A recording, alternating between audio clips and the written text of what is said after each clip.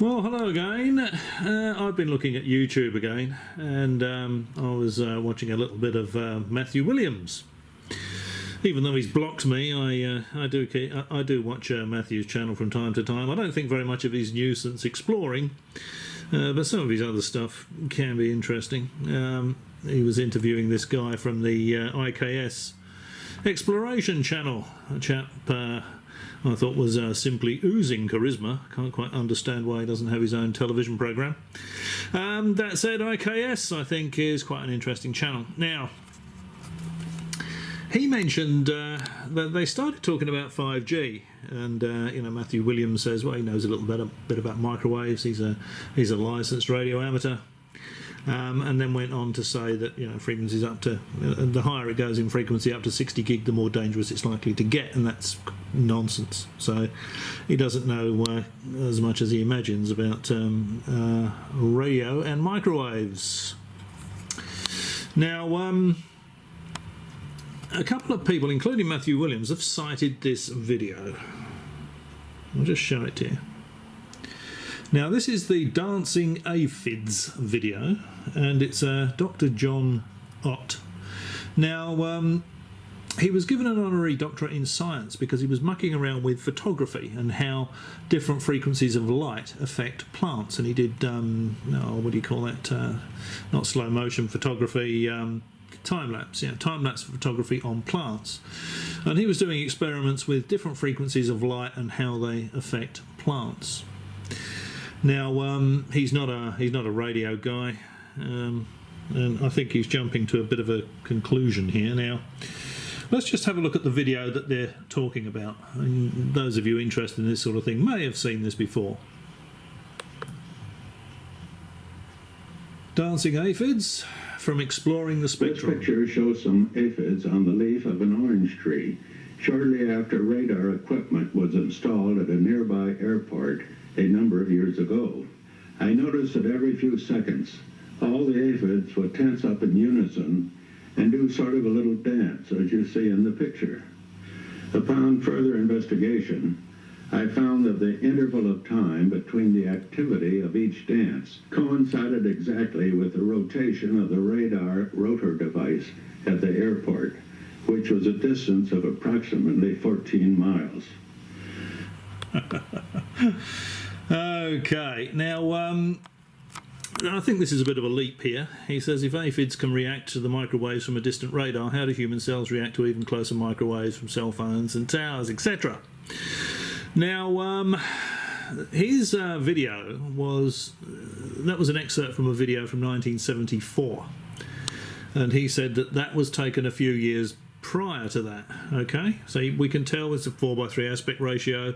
The video quality, etc., etc., etc. It's pretty old. So let's say it's from the 70s. Okay. Now, in the 70s, the airports would have been in America would have been using something called ASR8, which is a 1.4 megawatt peak power radar operating on S-band, and that's between 2 and 4 gigahertz. Okay, so for a start, the maximum frequency it's going to be using is about 4 gigs. Okay, so it's you forget all this stuff about microwaves up into the tens of gigahertz, for the phones. Now there are, plenty of 5G when it's first rolled out. 4G and all that sort of stuff uses frequencies well below 2 gigahertz. Now, the interesting thing about the ASR8 is that now it has a rotational speed of 12.5 revs per minute. So the scanner goes round 12.5 times a minute. Okay. Now, if we look at this video, we'll watch it again. Let's go back to there. And we'll take a look at the repetition rate. This picture shows some aphid. Hang on, let's get rid of the sound here.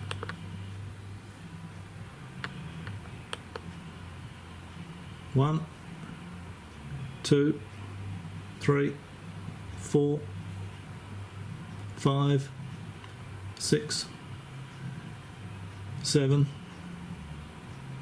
8, 9, 10, 11, 12. Okay, so there would be the 12 revs. There would be the 12 revs already. That's nowhere near a minute, is that? And what's that? Closer to 20 seconds, maybe. It also doesn't appear that they are evenly spaced, does it? You know, they're not twitching at regular intervals. They are all twitching, but sometimes the gap between them twitching is a little longer than others. Now, there's a few things to consider here. One is he doesn't have any equipment there to show a radar signal being received as the scanner sweeps round. So this is an assumption on his part. He doesn't know that's what's doing this. 14 miles from the radar, even with 1.4 megawatts. I mean, yeah. See, the thing too is that the plant is on the ground. Airport radars tend not to put very much energy out horizontally because it adds to ground clutter. The reflections they get, they don't want reflections back from vehicles and houses and all that sort of stuff. So they tend to have a little, the actual beam from the radar tends to look up off the ground. I can't know what the angle is, but it doesn't tend to go horizontally outwards. We don't know if this plant is on a flat plane, if it's on a hill or what. You know, there's a lot of information missing from this. The other thing too is that this guy is famous for mucking around with how plants respond under different frequencies of light. So, for all we know, he could set his camera up and be recording these aphids on this plant, and he could be just flashing a hand light, you know, either infrared, ultraviolet, something like that. It doesn't produce any visible light, but that the aphids react to.